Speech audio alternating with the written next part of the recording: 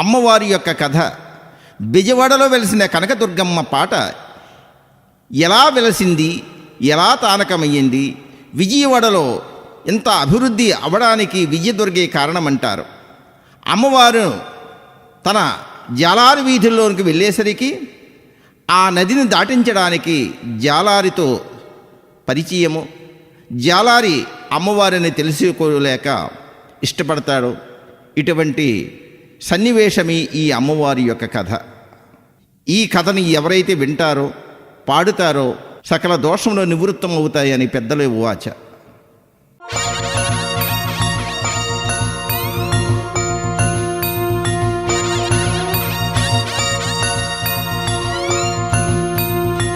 దండము తల్లి నాయమ్మ, 10,000 దండాలు నాయమ్మ, కోటి దండాలమ్మ నాయమ్మ.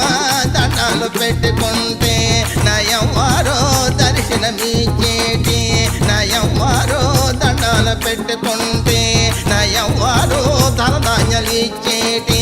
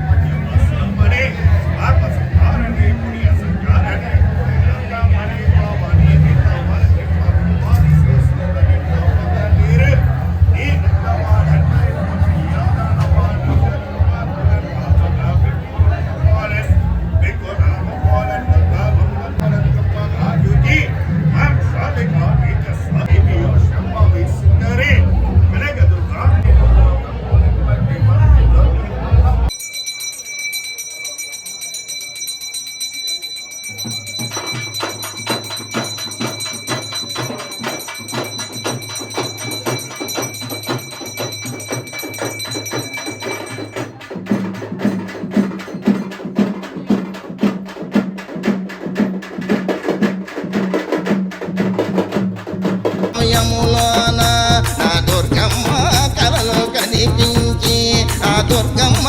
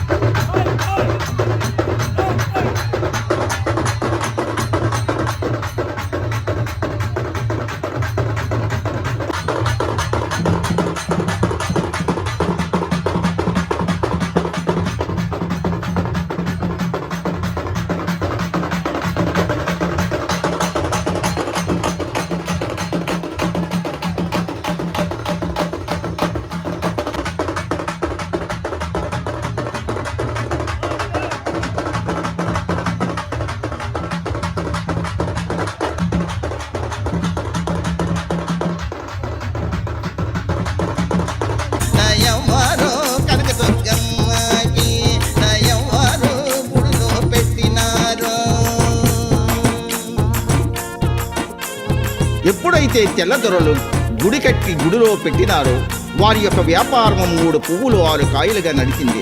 తల్లి యొక్క మహిమలు తెలుసుకున్నారో తెల్లదొరలు.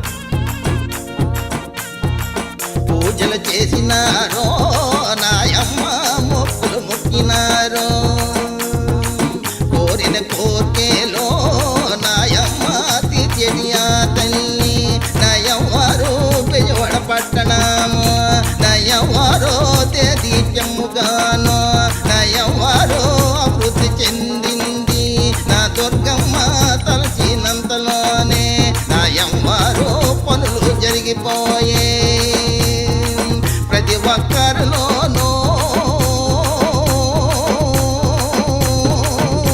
నయవారో నమ్మకం కలిగింది నయం వారికి దీపం పెట్టినారు